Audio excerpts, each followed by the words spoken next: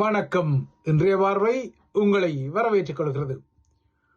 உலகின் நவீன வரலாற்று காலத்தில் ஏற்பட்ட மிக மோசமான இயற்கை பேரழிவுகளில் ஒன்றாக கருதப்படும் 2004 ஆண்டின் ஆழி பேரலை எனப்படும் சுனாமியின் நினைவுடன் கடந்த மாதம் இலங்கையில் 800க்கும் மேற்பட்ட மனித உயிர்களை காவு கொண்ட தித்வா சூறாவளி இழப்புகளுக்கும் சேர்த்து இன்று நினைவுகூரல்கள் நாடளாவிய ரீதியில் இடம்பெற்றுள்ளன. தமிழர் தாயகத்தை பொறுத்தவரை வடமராட்சி கிழக்கு முதல் அம்பாறை வரை முல்லைத்தீவு, மட்டக்களப்பு என பல இடங்களில் நினைவுகூரல்கள் இடம்பெற்றன. அதேபோல ஸ்ரீலங்காவை பொறுத்தவரை தெற்கின் பெரலிய போன்ற சுனாமி பாதிப்பு இடங்களிலும் இன்று காலை முதல் முற்பகல் வரை நினைவு நிகழ்வுகள் நடைபெற்றன.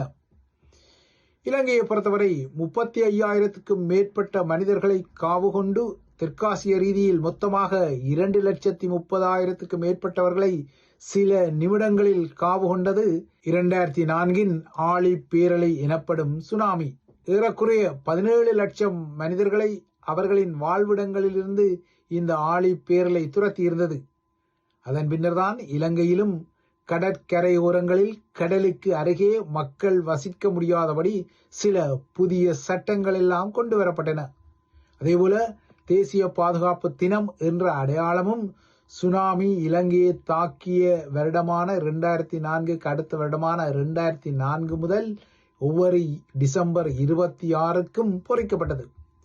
ஆனால் 2004 சுனாமிக்கு பின்னர் இலங்கையின் கடற்கரையோரங்களில் கடலுக்கு அருகே மக்கள் வசிக்க முடியாது, புதிய கட்டிடங்களை நிர்மாணிக்க முடியாது என்ற சட்ட விதிகள் எல்லாம் இருந்தாலும் திருமலை கடற்கரையில் ஒரு அடாவடியான புத்தர் சிலைக்காக இந்த சட்ட விதிகள் துச்சம் என புறந்தள்ளப்பட்ட காட்சிகளை தமிழர்கள் கடந்த சில வாரங்களுக்கு முன்னர் நேரடியாக கண்டுகொண்டார்கள்.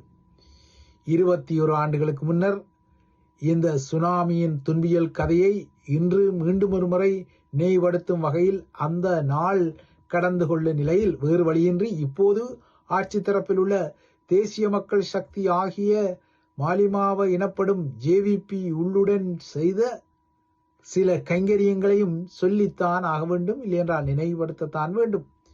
பழைய புண்கள் ஏன் கிளறப்பட வேண்டும், பழைய ரணங்கள் ஏன் சொறியப்பட வேண்டும் என்ற ஒரு முகச்சுளிப்பு சிலருக்கு இந்த விடயத்தில் இருக்கக்கூடும் என்றாலும் இப்படியே பழைய ரணங்களை இல்லையென்றால் பழைய விடயங்களை அசை போட்டு கிளறினால் இலங்கையில் நல்லிணக்கத்துக்கு வாய்ப்பே இல்லை என சிலர் முணுமுணுத்துக் கொண்டாலும் பாதிக்கப்பட்ட தரப்பு இல்லையென்றால் இனம் என்ற வகையில் தமிழின சார்பாக இந்த டிசம்பர் 26 என்ற சுனாமியின் நினைவு நாளை விட்டால் இந்த வஞ்சிப்புகளின் கதையை நினைவூட்டிக் கொள்வதற்கு சரியான நாள் என ஒரு நாள் இருக்கவே முடியாது. ஆகையால் இன்றைய நாளில் இந்த வஞ்சிப்பின் கதையை மீண்டும் சொல்லித்தான் ஆக வேண்டும். ஆழிப்பேரலை 2004 இலங்கையை தாக்கிய பின்னர் அதற்கு மறுவருமான 2005 அனைத்துலக சமூகம் இலங்கைக்கான ஆழிப்பேரலை மீள் கட்டுமானத்திற்கென ஒரு பொறிமுறையை முன்வைத்திருந்தது. இது நீங்கள் அறிந்த விடயம். Post tsunami operational management structure என்ற கட்டமைப்பில் இந்த ஆங்கில அடையாளத்தின் முதல் எழுத்துக்களை இணைத்து பீட்டம்ஸ் என்ற நறுக்கு குறியீடு இதற்கு வழங்கப்பட்டது. இந்த நறுக்கு குறியீட்டின் பின்னால் உள்ள தமிழ் அர்த்தத்தை பார்த்தால் சுனாமிக்கு பின்னரான மீள் கட்டமைப்புக்குரிய முகாமைத்துவ திட்டம் என்ற வகையில் வெறும் அதாவது ஒரு பொது கட்டமைப்பை உருவாக்கும் வகையில் இதற்கு ஒரு கதை இருக்கின்றது. ஆனால் இந்த கதை வஞ்சிக்கப்பட்ட கதையாக இறுதியில் மாறியிருந்தது. இந்த பீட்டம்ஸ் எனப்படும் ஆழிப்பேரலைக்கு பின்னரான இலங்கையின் இந்த மீள் கட்டுமானத்தில் தமிழர் தாயகத்துக்கும் அதற்குரிய வகிவாகம் சரிசமனாக கிட்டப்பட வேண்டும் என்ற அடிப்படையில் அப்போது அனைத்துலக சமூகம் இந்த பீட்டம்ஸை மையப்படுத்தி சில நடவடிக்கைகளை செய்தது. ஆனால் இந்த பீட்டம்ஸையும் அதன் மூலமாக தமிழர்களுக்கு கிட்ட வேண்டிய வகிவாகத்தையும் அப்போது ஜேவிபி எதிர்த்த விடயம் பகிரங்கமான ஒரு விடயம். இன்று சில சிஸ்டம் சேஞ்ச் தமிழ் முகங்களுக்கு இந்த விடயங்கள் தெரிந்தும் தெரியாமல் இருக்கக்கூடும் என்றாலும் தமிழர் பக்திக்கு ஏவிபி நிதி கிட்டிக் கொள்வதை எதிர்க்கவில்லை. மாறாக அந்த நிதி விடுதலை புலிகளின் கைகளுக்கு போகக்கூடாது என்பதற்காகத்தான் எதிர்த்தது என ஒரு நவகதையை அசைபோட தலைப்பட்டாலும் அப்போது ஸ்ரீலங்கா அரசாங்கத்தாலும் தமிழர் தாயகத்தில் நடைமுறை அரசு ஆகிய ஒரு டிஃபெக்டிவ் ஸ்டேட்டை கொண்டிருந்த தரப்பு என்ற வகையிலும் விடுதலை புலிகளாலும் ஏற்றுக்கொள்ளப்பட்ட இந்த பீட்டம் கட்டமைப்பு அனைத்துலக ஆதரவுடனான ஒரு புரிந்துணர்வு ஒப்பந்தமாக இருந்தது. ஆனால் இந்த பீட்டம்ஸ் சுனாமி அழிவுக்கு பின்னர் இலங்கை சீர் செய்யப்பட வேண்டும் என்ற அவசர தேவையை உணர்ந்து அனைத்துலகத்தால் எடுக்கப்பட்ட ஒரு நகர்வு என்பதுதான் யதார்த்தமானது. ஒரு கூட்டு மனப்பான்மையுடன் ஸ்ரீலங்கா அரசாங்கம் விடுதலை புலிகளும் நல்லிணக்கத்துடன் இணைந்து பணியாற்றி சுனாமிக்கு பின்னரான இலங்கையை கட்டமைக்க வேண்டும் என அனைத்துலகம் கோரப்பட்டதால் தான் தமிழர் தாயக பகுதிகள் உட்பட்ட இடங்களிலும் இதற்கான கட்டமைப்புகளை நிறுவ அன்று அனைத்துலகத்தின் முன்னிலையில் ஒரு உடன்பாடு எட்டப்பட்டது. ஆனால் இந்த உடன்பாடு எட்டப்பட்ட பின்னர் இடம்பெற்ற நகர்வுகள் வேறு வகையானவை. அன்றைய நாட்களில் ஜேவிபிக்கு 39 நாடாளுமன்ற உறுப்பினர்கள் நாடாளுமன்றத்தில் இருந்த நிலையில் இந்த பீட்டம் கட்டமைப்பை நாடாளுமன்றத்திலும் எதிர்த்த ஜேவிபி இந்த கட்டமைப்பை எதிர்த்து ஸ்ரீலங்காவின் உச்ச நீதிமன்றத்தின் படி ஏறியது. அதன் பின்னர் இடம்பெற்ற விடயங்கள் நீங்கள் அறிந்த விடயங்கள். இந்த வழக்கை அன்று போட்ட மனுதாரர்களாக 4 இருந்தனர். அதில் ஒருவர்தான் தற்போதைய அரசு தலைவரான அனுரகுமார திசாநாயக்கா. அப்போது அனுர சந்திரிகாவின் ஆட்சியில் ஒரு அமைச்சராகவும் இருந்தவர். தமிழ் மக்களுக்கு சுனாமி நிதியை பங்கிடும் இந்த பொறிமுறையானது ஸ்ரீலங்கா அரசியலமைப்பில் உத்தரவாதம் அளிக்கப்பட்ட அடிப்படை உரிமைகளை மீறுவதாக ஜேவிபி நூதனமான ஒரு குற்றச்சாட்டை முன்வைத்தது.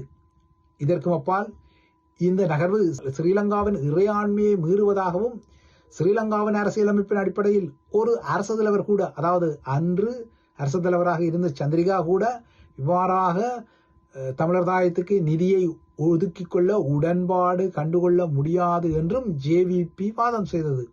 இதற்கும் அப்பால் பயங்கரவாதம், வன்முறை, பேரழிவுகள், மரணங்கள் ஆகியவற்றுடன் தொடர்புடைய விடுதலை புலிகளுடன் அரசாங்கம் ஒரு புரிந்துணர்வு ஒப்பந்தத்தை செய்ய முடியாது, அவ்வாறான ஒப்பந்தத்திற்கு எந்த சட்ட அடிப்படையும் இல்லை என ஜேவிபி கூறியது. ஆனால் இதே ஜேவிபி 2 தடவைகள் இதே போன்ற அழிவுகள், மனித படுகொலைகள் உட்பட்ட விடயங்களுக்காக தென்பகுதியில் 2 தடவைகள் கிளர்ச்சியை செய்த கதை வேறு கதை.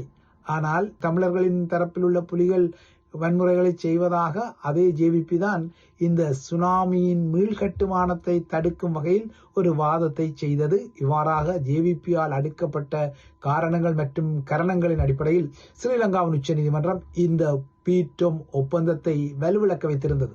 அன்று ஒருவேளை இந்த பீட்டம் கட்டமைப்புக்கு எதிராக ஜேவிபி செயற்படாமல் இருந்திருந்தால், இல்லையென்றால் வடக்கு கிழக்கு இணைப்பை நீதிமன்றத்தின் ஊடாக துண்டிக்காமல் இருந்திருந்தால், இலங்கை தீவின் தடம் ஒருவேளை வேறு வழியில் பயணித்திருக்க கூடும் என்பதும் இன்னொரு யதார்த்தமான விடயம்.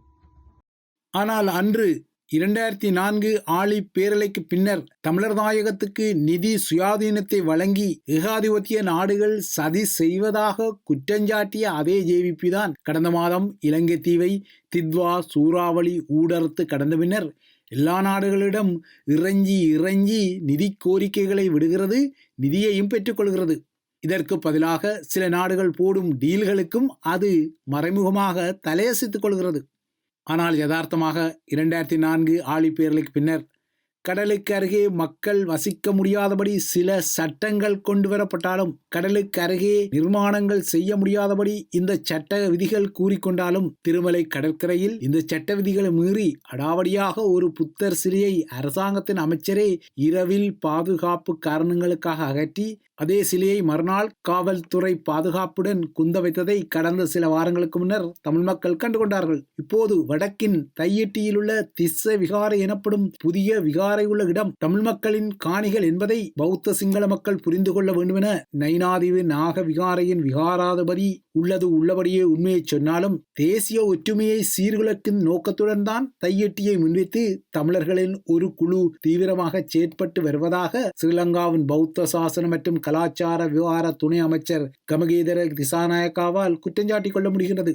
கடந்த 21ஆம் தேதி தையிட்டி திஸ்ஸ விகாரை என்ற இந்த சட்ட விரோத கட்டுமானத்துக்கு அருகே அறவழி போராட்டத்தில் பங்கேற்றமைக்காக பலாலி காவல்துறையால் வேலன் சுவாமிகள் உட்பட்ட 5 கைது செய்யப்பட்டிருந்தனர். கைது செய்யப்பட்ட 5 மல்லாக நீதிமன்றத்தால் பின்னர் பிணையில் விடுவிக்கப்பட்டனர். இந்த பின்னணியில் இந்த விகாரை உள்ள காணி மக்களுடையதா இல்லையா என்ற விடயத்தில் நைனை விகாராதிபதி போல அரசாங்கம் அதிகாரபூர்வமாக உண்மையை மக்களுக்கு சொல்லிக் கொள்ள முன்வரவில்லை.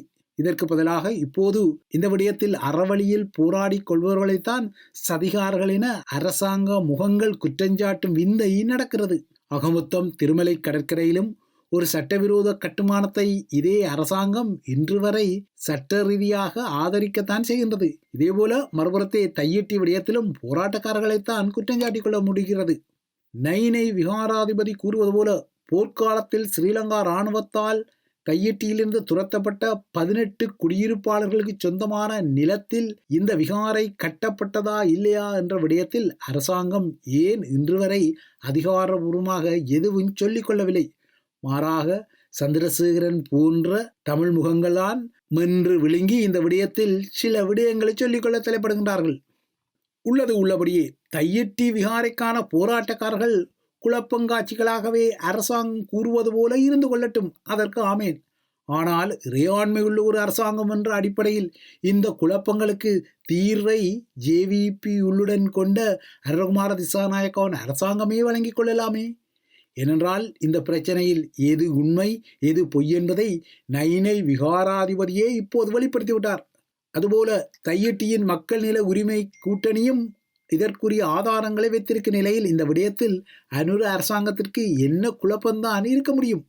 பிகாரை உள்ள இடம் ஸ்ரீலங்கா படையினரால் கையகப்படுத்தப்பட்ட ஒரு இடம் என்பது தெளிவாக ஆவணங்கள் ஊடாக இருந்தும் 2020 முதல் இந்த பிரச்சனை இழுபட்டு செல்கின்றது.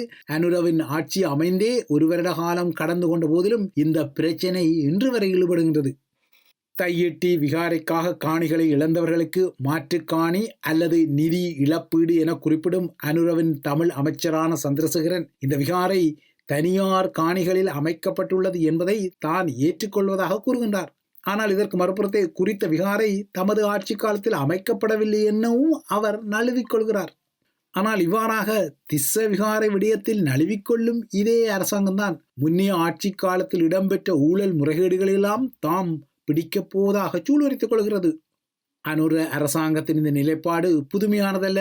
ஏனெனில் 21 வருடங்களுக்கு முன்னர் ஒரு எதிர்க்கட்சியாக இலங்கையில் இருந்த ஜேவிபி என்ற இதே உள்ளுடன் இலங்கையை இதே டிசம்பர் 26 2004 தாக்கிய சுனாமிக்கு பின்னரும் இவ்வாறுதான் பீட்டோம் கட்டமைப்புக்கும் சில பொய்க்கார